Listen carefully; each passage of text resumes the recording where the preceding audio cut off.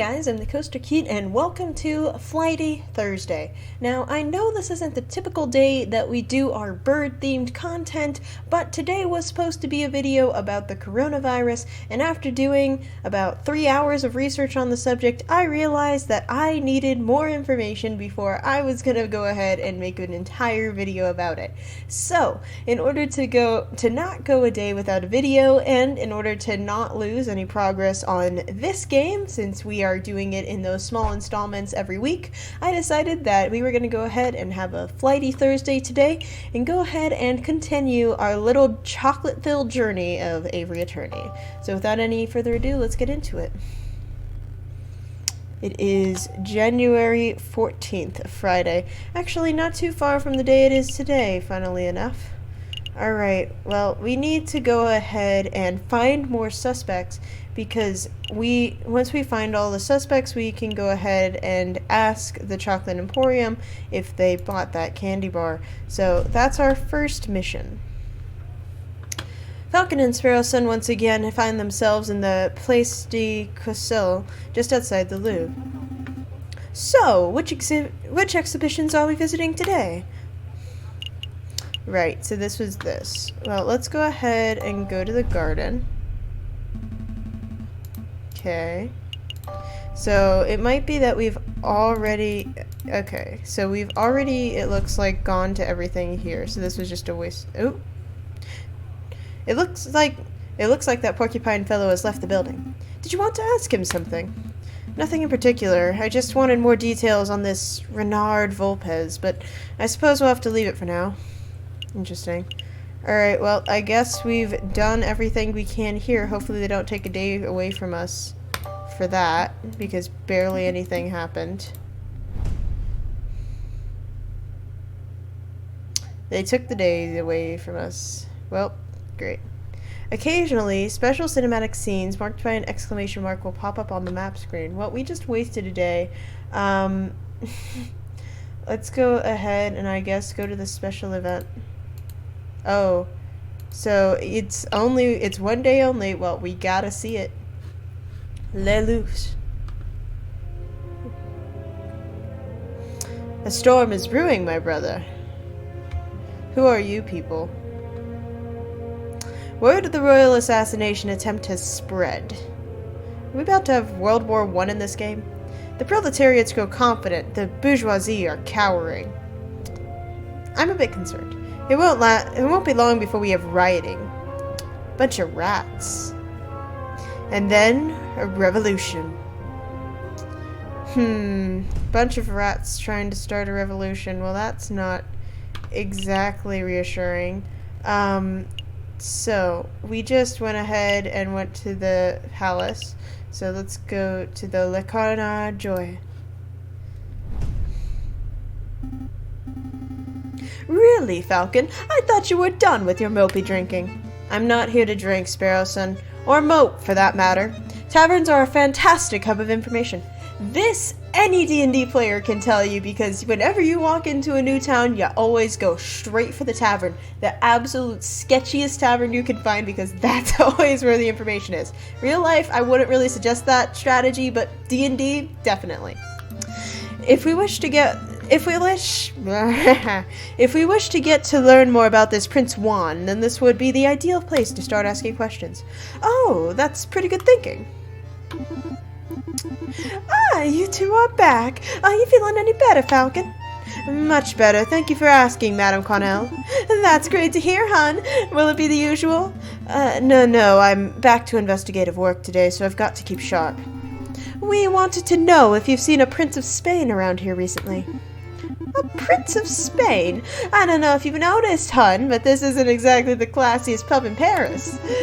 I'm lucky to serve the occasional bourgeoisie. You can forget about seeing a member of royalty. That's a pity. Maybe I should ask some of your patrons. Feel free. The old regulars, Rufus and Powell, are playing cards in the attic, same as always. But we get all sorts of colorful characters in the dining room. I bet if you rattle enough cages, you would find someone who knows whatever it is you want to know. Thank you, madam. Let's see where to start. Go ahead and go to the card room. Ah. come on, pal. Just one more game at Jackson on.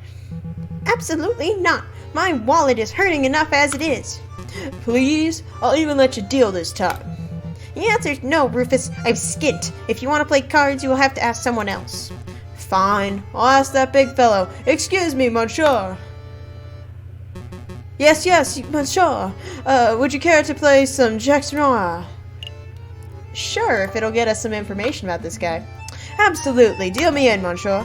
Very well, then. Do you know how to play? I've got no clue. Nope, I'm only familiar with Kego and Taptarock. No idea what those are. Oh, this is much better than those silly games. Let me tell you how it works. I have a deck of cards with values between 1 and 11. I deal you one card at a time. If you hit 21, you win. I give you 5 francs. 5 francs? That seems a little steep. This is a man's game, monsieur. Only children gamble over petty souse. Besides, higher stakes make for a more exciting game, right? I suppose so. Okay, so we're about to play blackjack. Oh, well, my record with games is not great in this channel, so...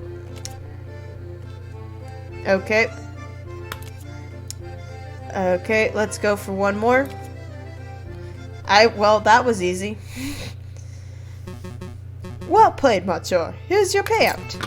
Shall we have another round? Oh, right, there's money in this game. I have a lot of money. Nah, let's quit while we're ahead. Let's be good gamblers. No, I think we're done. Maybe another name, monsieur.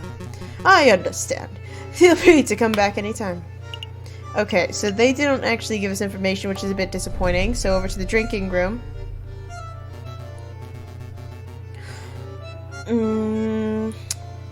Not sure what kind of voice to give you. There's so many characters. So there I was, in the grasslands 10 kilometers downriver, rifle in hand. I had been pursuing the set of footprints for an hour. I was getting closer and closer. I could almost smell the beast. Then I spotted it. It was a boar. A big, stupid boar, completely oblivious to my existence. I readied my gun. I carefully took aim. And then BAM! You shot it? No, it was the most peculiar thing. The boar slumped over dead right before I could take the shot. Sounds like one of them heart attacks. Menon went the same way. That's what I thought, but then when I went to take a closer look, I noticed the boar was frothing at the mouth. Whoa, it was rabid. Possible, but I don't think so. I remembered reading something about frothing around the mouth being a symptom of poisoning. Needless to say, I left the dead animal alone. Good call. Who wants to deal with tainted meat? Let's go ahead and ask about the boar. Excuse me, monsieur. Yes? Can I help you? You say that beast you were tracking might have died from poisoning. Could you give us some further details? Further details? I'm not much of a poison expert, I'm afraid. Well, what do you think caused it? I would guess it ate something bad. I saw some of that poisonous plant around. Wolfsbane, I think they call it. But really, I have no idea. I'm a hunter, not a vet. Excuse me. Excuse me, monsieur. What is it? I don't suppose you've seen a Juan Quierda around here? He's a Spanish royalty. Foxy fellow, swanky hat, calls everyone senor. That doesn't sound familiar. Do you recall seeing anything like that, Piero? Ain't got a clue. Sorry, monsieurs, you're barking up the wrong tree. Well, what can you tell us about the Spanish royal family? Do we look like walking encyclopedias or something? I'm afraid my compadre has a point. If you want to talk about hunting, then I'm your man. But Spanish royalty? That sounds like a question to be answered at a library, monsieur, not a tavern. A library? Maybe you're right. Sorry for bothering you, monsieur. Let's give them some peace. I guess we're ready to hit the road. I'm not sure. There's always this stage where you have to get to a turning point, and that's when everything starts coming together. But we haven't reached there yet. So at this point, it's kind of like stumbling around in the dark. Let's go ahead and go to the library. Here for a little light reading, are we? Not quite, Sparrowson. I'm following the hunting beagle's advice. Don't eat poisoned pork. The other piece of advice, that if we want to learn about a member of royalty, we should hit the library. Oh, That makes sense. Say, Falcon, I've been meaning to ask, since we're in a library and all. Are you a classic literature fan, or do you prefer modern works? Why is this important? I mean, currently I have to read so much for college that I don't really end up reading much on my own, but that also means I'm reading a lot of classics, and I do kind of enjoy that, so I'm going to go ahead and go with classics here. I like the classics, you know, Alain, René, Lesage, Crebillon, Fields, that sort of thing. Don't try to act smart. I saw you reading that book of naughty limericks the other day. You didn't think I would notice because you put a dull-looking slipcover over it, but I knew, Falcon. I knew.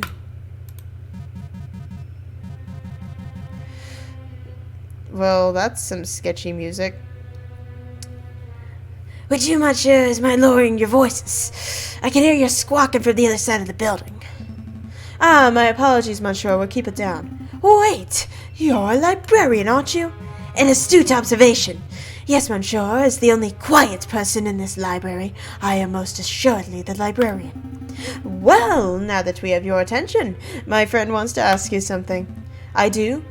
Oh, right, I do. You seem like a scholarly, well-read individual. I'm sure you're up to date on geopolitical news and the like. I don't need your praise. Spit out whatever imbecile question is in the back of your throat. Well, we understand that the Spanish throne is currently under dispute. Can you give us a brief rundown on who the contenders are? What a trivial question. Even an elementary school child can name the immediate heirs to every throne in Europe. Can they? Can they now? Nighttime? Yeah, but for the sake of those children who slept through that class, can you refresh our memories? Very well. Pay attention, because I'm not repeating myself. The current reigning monarch of Spain is Queen Regent Isabella II, of the House of Bourbon, daughter of King Ferdinand VII. Upon her death, the crown would likely fall to her husband, King Consort Francis, Duke of Cadiz, although it is certainly possible that an immediate family member would stake the claim. However, the Queen's position is currently being disputed by the Carlists, headed by the Count of Mortemolin. I hope that answers your question. Did you catch all of that, Sparrowson? Not a word. Monsieur, we're actually interested in Prince Juan Quieto of Spain. I don't think I heard that name in your explanation. A prince. Juan Quieto, is that what you said? Monsieur, I think you've been misinformed. There is no current Prince of Spain, and I'm not even sure Quieto is a real name. It's certainly no line of a Spanish monarchy. How strange. What does this mean, Falcon? Well, one thing's for sure. Our client is not the Prince of Spain. Maybe he's a delusional lunatic. Perhaps he's involving us in some sort of con. We don't have long before that trial, but it may be in our interest to confront Prince Juan directly and get some answers. Right. Are you two quite done chit-chatting? Sure, let's ask you about Don Quixote. It can't hurt, right? I borrowed this book from a friend. What can you tell us about it? Don Quixote of La Mancha. It's a classic. Everybody has read it. Yeah, everybody. But for those who haven't, I'm not gonna sit here and summarize a great work of literature for two imbeciles who are too lazy to read. Nor would I expect you to, monsieur, but what can you tell us about this physical book itself? This particular book didn't come from any library, if that's what you're asking. See, there's no library stamp or card. I assume it was acquired from a bookshop, a French bookshop, if French translation and publishing information wasn't a giveaway. I see, thank you. Did you have any other questions, or can I get back to work? That's all. Don't worry, monsieur. I think we are done here. Thanks for your time. Then I bid you good day. Interesting fellow.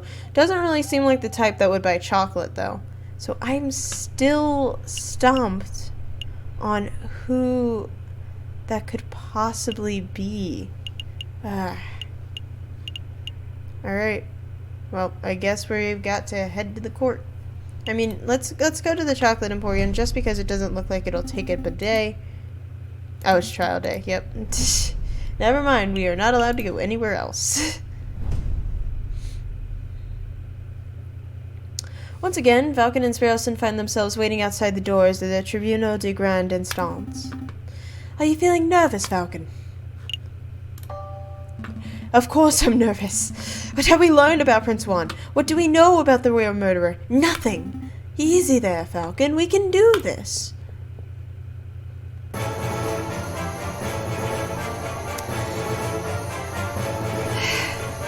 That music is so bombastic, you literally cannot talk over it for the first few seconds. Senor Falcon, I trust everything is in order. Absolutely. I have every intention of bringing the truth to light in this trial. Ah, such confidence. That's magnificent to see. And bringing the truth to light, you say? An admirable goal. No more jousting at imaginary giants. All of ya, cease your yammering. The door's opening. Here we go. Buona sorte, Senor Falcon. We will. Are we ready? We're ready. Oh boy, this is gonna be rough. I know nothing. JJ. Severin. Nervous. Why would I be nervous? I'm not nervous. I'm calm as a cuckoo. You're the nervous one. The whole courtroom is nervous. Whoa, cool your feathers, Falcon. Terrible. You can't even maintain a stoic facade. I thought this trial would be the perfect opportunity for you to redeem your previous embarrassments. But if this is how you act before the trial's even started... Why, you pompous-tailed, posture-perfect... Ooh. It's a rat. I wonder if he is involved in these revolutionary attempts. Order! Let's all settle down. Court is now in session. Psst! Falcon! What is it?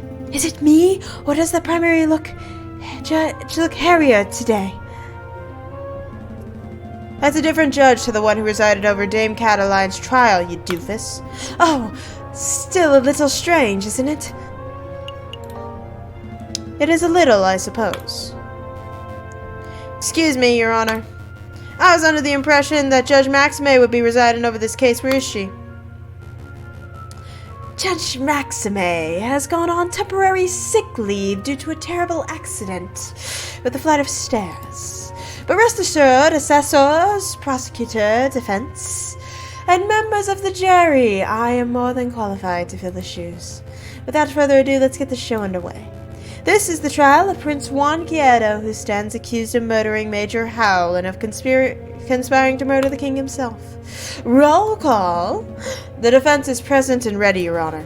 The prosecution is ready, Your Honor. Good, very good. I expect this to be a nice, speedy trial. I don't want to see this dragged out by technicalities and bureaucracy. Well said, Your Honor. I expect that once this court sees the overwhelming evidence, this trial will be over in 5 minutes. 5 minutes? He's just messing with your head, Falcon. Keep it together. So, we're all on the same page. Excellent, prosecutor. Please call your first witness to the stand. Very well. I call the police officer who investigated the crime scene. I call upon Inspector Juste Volete. Step up to the stand, Inspector, and recite the oath. I swear to speak without hatred and without fear, to tell the whole truth and nothing but the truth.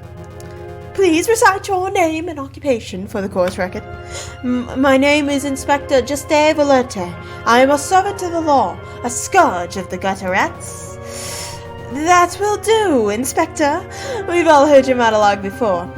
Whoa! Cocorico is really going for a speed record, isn't he?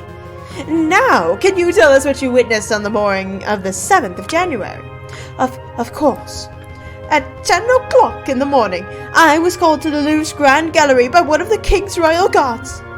Did he just say o'clock? There I saw Prince Juan, King Louis Philip, the corpse of Major Howell with the rose in hand, and around 24 citizens. The citizens and the king himself all attest to seeing Major Howell taking the rose from Prince Juan's hand, and then promptly dropping dead. And what did the morgue uncover upon examination of the corpse?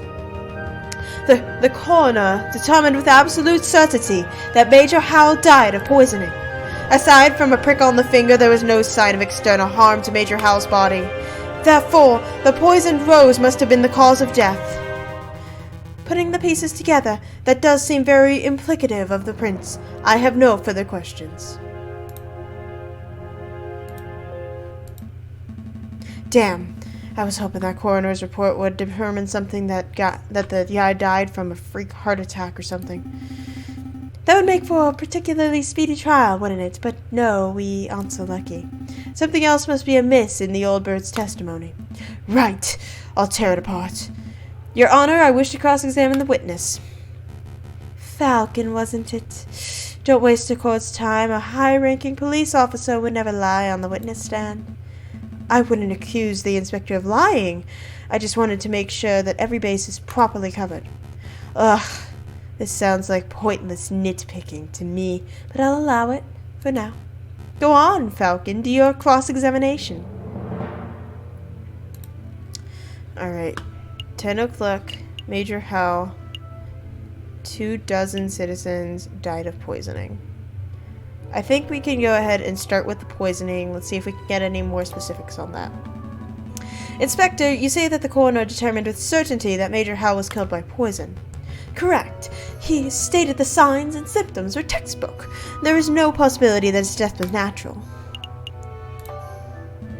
Did the coroner mention specifically the kind of poison it was? He was not certain.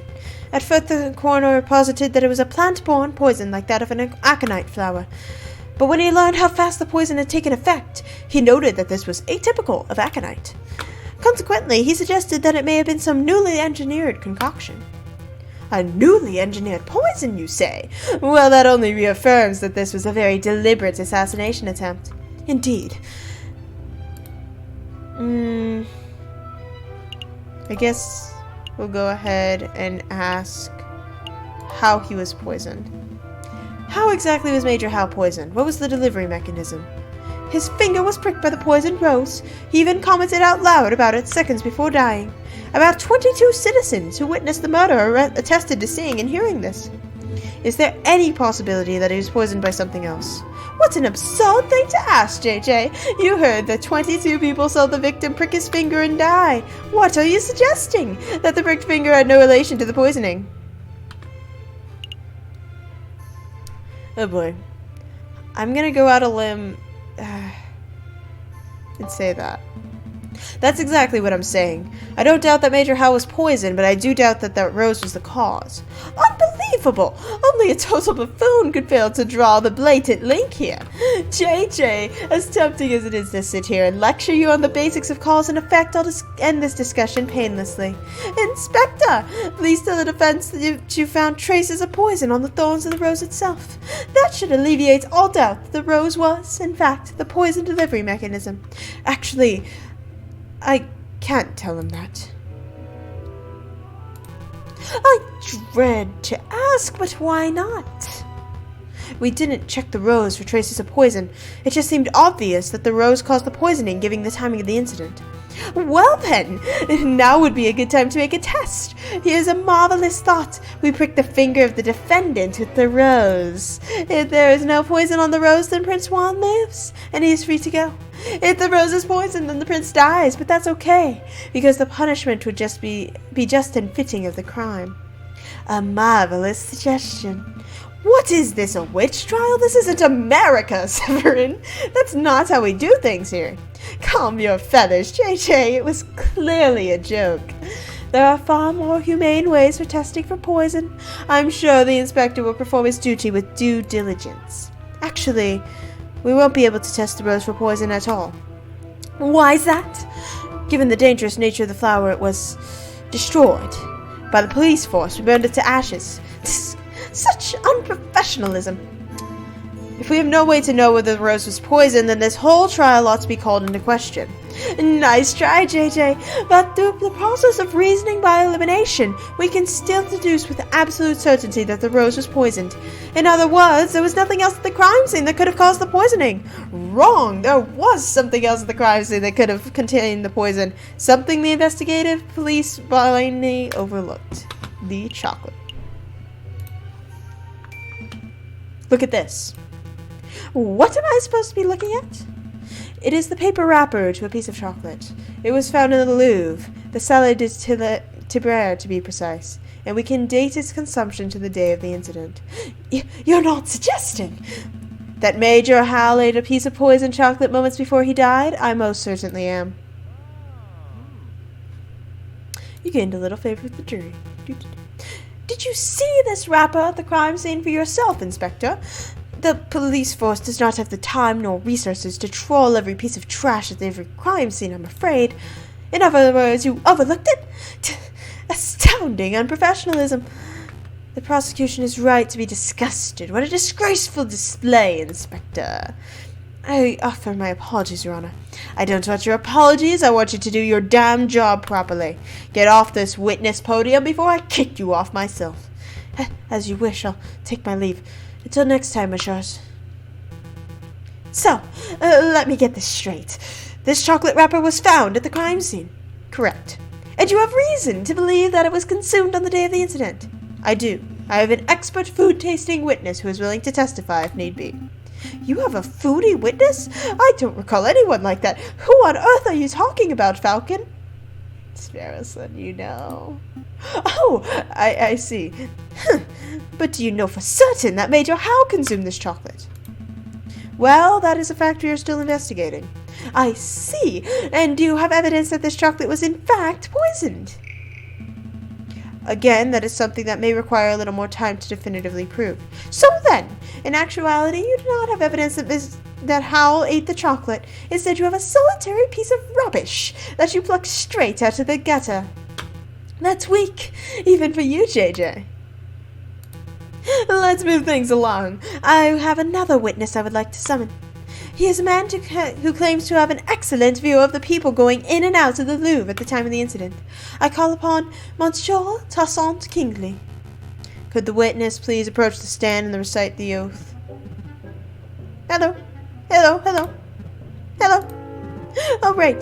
The oath. I swear to speak without hatred and without fear, to tell the whole truth and nothing but the truth. Please state your full name and occupation for the court record. But my name is Toussaint Kingsley, and I am a person who fishes. A person who fishes? So you are a fisherman? Oh, is that how it is? I thought the French justice system was better than this. I beg your pardon.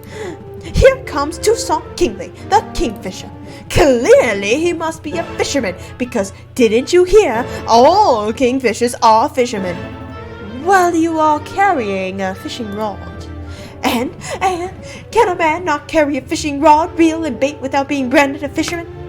Look, the prosecutor is carrying a riding crop. Clearly, he must be a horse jockey.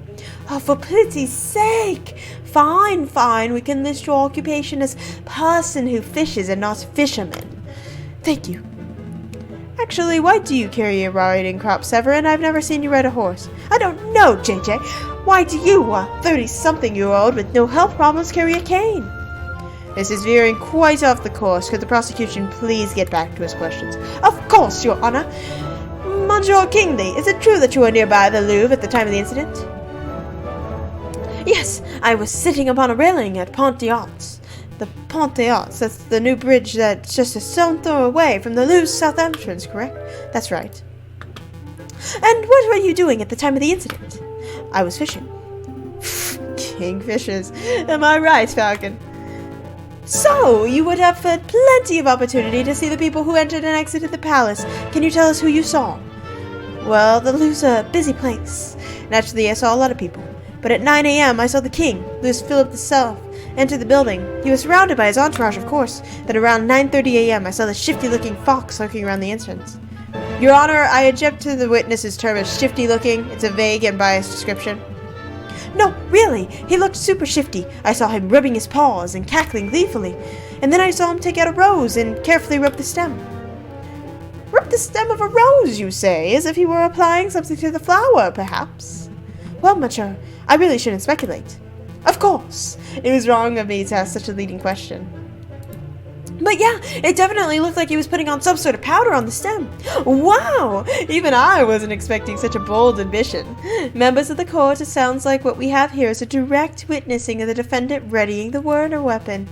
The defense claims that the rose was never poisoned, and yet here we have a man who saw the poison with his own eyes. I smell perjury. You do? No question. He saw a shifty-looking criminal readying poison and cackling near the scene of the crime. That's not believable at all. I think you might be right. I wonder if we have any evidence that calls Toussaint's story into doubt. Your Honor, I would like to cross-examine the witness. Really? This nonsense again. You just heard the witness directly describe your client's readying poison on a rose. What is there to question? I'm just trying to uncover the truth, Your Honor. Ugh! Fine. Do your thing. Go on, Falcon. Go make a fool out of yourself. Let's go ahead and ask about the powder. Monsieur Kingsley, you say that you saw a fox rubbing the stem of a rose. Yep, saw it with my own eyes. How far away were you from the south entrance? 20 meters, perhaps? 30? I'm somewhat doubtful that you can make out powder being applied to anything at those sort of distances. Monsieur, I don't claim to have seen the powder itself. I said that it looked like he was applying powder to the flower stem. Could have been a wax, a liquid, or whatever, but the guy was definitely putting something on the flower. I see. Well, that's nice and vague.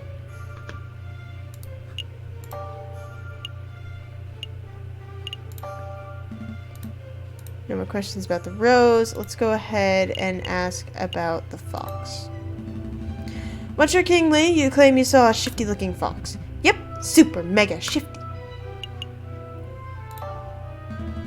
There must be at least 100 foxes in Paris. How do you really know that the fox you saw was Prince Juan? Well, he was wearing a suave hat that hangs low over his eyes. I hear that's how they wear them in Spain. And I'm not much of a fashion expert, but the rest of his outfit looked like quite out of place for a French winter. Is that all you're going by? His fashion sense? Oh, I nearly forgot. I heard him call a passerby Senor. I thought that was peculiar. Well, that's him, all right.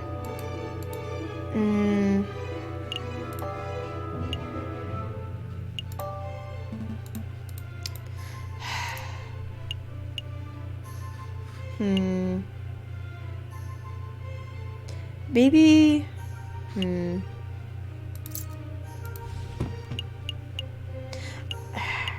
I unfortunately have very little.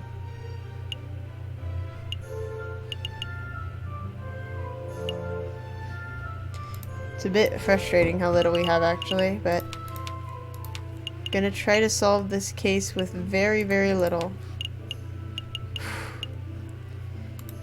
So this is what it feels like to be unprepared. Alright. Go ahead and ask about the king and his entourage. Monsieur Kingsley, you said that you saw the king himself enter the Louvre. Indeed, I did. Who did you see in the king's entourage? Well, there was the king himself, obviously. And there were quite a few guards. Maybe 4 or 5. Including a big dog who I hear is the guy who died and made her howl. I think that was all. I see.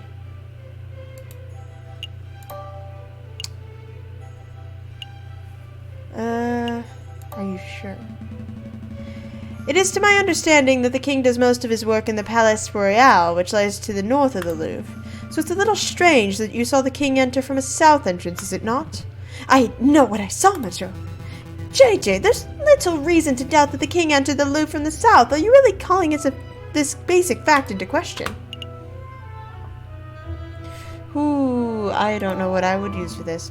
Absolutely. Doesn't make a lick of sense. Why would the king walk from the Palais Royal all the way around to the other side of the Louvre just to enter via the south? Simple. The king wasn't walking from the Palais Royal. He was walking from the Hotel de Ville, where he has a business to attend to. As you probably know, it's simple to reach the Louvre south entrance from the Hotel de Ville via a brief stroll around the Seine. Came from the Hotel de Ville? Yes! A single minute of fact-checking would have cleared that up. Oh.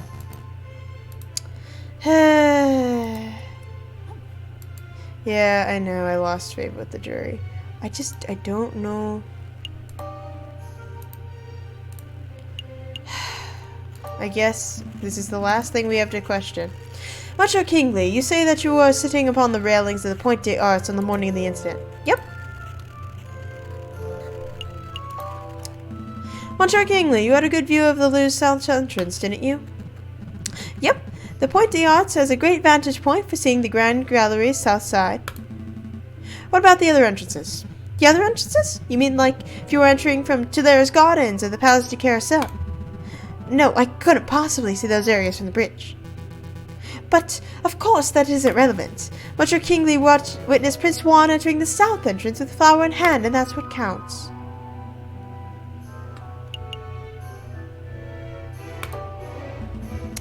What if Prince Juan didn't enter from the south entrance? What if he approached the Louvre from...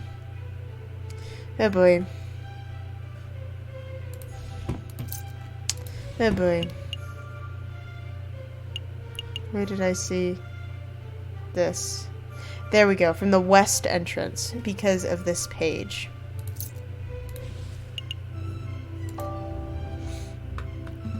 Tulera's Gardens to the west.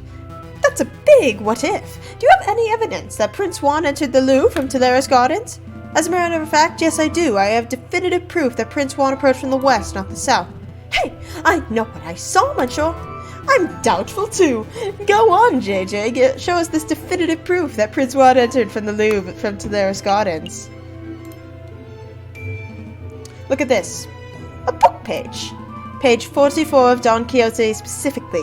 It was found just outside the Louvre's west entrance. This proves nothing. I'm not done yet. Take a look at this. Don Quixote. This is the book Prince Juan has been reading in jail since his arrest. I believe he has had it on his person for some time. And yes, page 44 is missing. This was the first thing I checked. You do realize what this means, don't you, Severin? The defendant was present at Tulera's Gardens prior to entering the Louvre. This also means that, in all likelihood, the defendant entered the Louvre from the west entrance, not the south. He could not possibly have been seen by Monsieur Kingsley from the Point des Arts. What? I know what I saw, Monsieur. A fine theory, Falcon, but maybe the defendant took the long way around. One can still travel from Tulera's to the Louvre's south entrance by walking along the river. An extra 2 kilometers of walking just to enjoy the pre-murder scenery. Let's not say silly things, Cocorico. Okay, maybe the defendant deliberately left the page there to mislead the investigation. Now you're the one who's blindly speculating. It's not blind speculation, it's a viable hypothesis. You are fond of logic, aren't you, Cocorico? Let's talk about Occam's razor. When torn between two seemingly equal hypotheses, we must side with the one that imposes the fewest assumptions. Which of these theories takes fewer assumptions? 1. The page from Prince Juan's book fell out of his way to the Louvre's south entrance. 2. Prince Juan deliberately planted the page on the off chance that it would be discovered, then he took the long way around. How dare you! The nerve of you to lecture me on such basic philosophical concepts! I'll stop lecturing you when you stop making such basic mistakes. Monsieur Falcon, please calm yourself.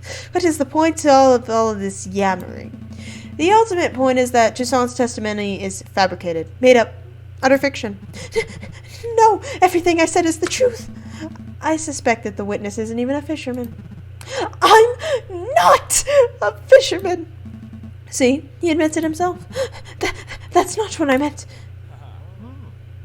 There we go. Got him more favor with the jury. Prosecutor, you have something that will put this arrogant Falcon in his place, don't you? I must concede. You concede?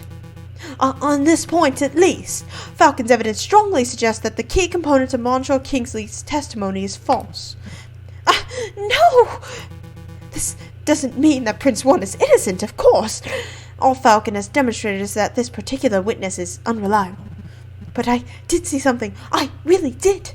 All right, so maybe I didn't exactly see a shifty-looking fox. I made that part of the story up.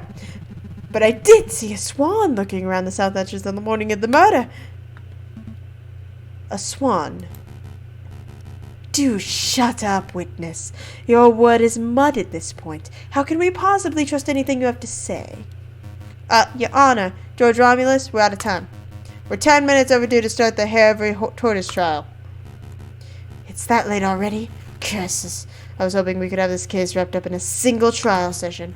It is a shame, but ultimately an accurate sentencing is always preferable to a speedy sentencing. Yeah, alright, I don't need to hear your moralizing.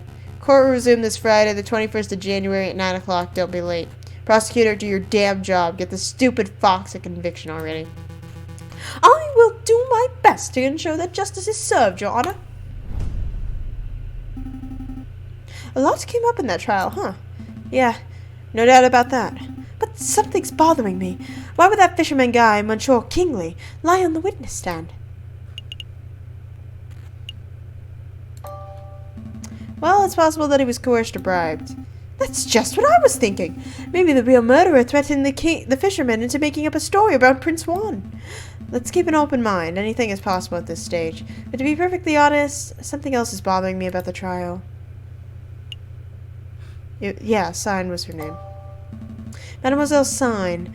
I believe that she plays a key part in this case, but getting her to tell her story is proving difficult. Surely you don't think that she's the real murderer?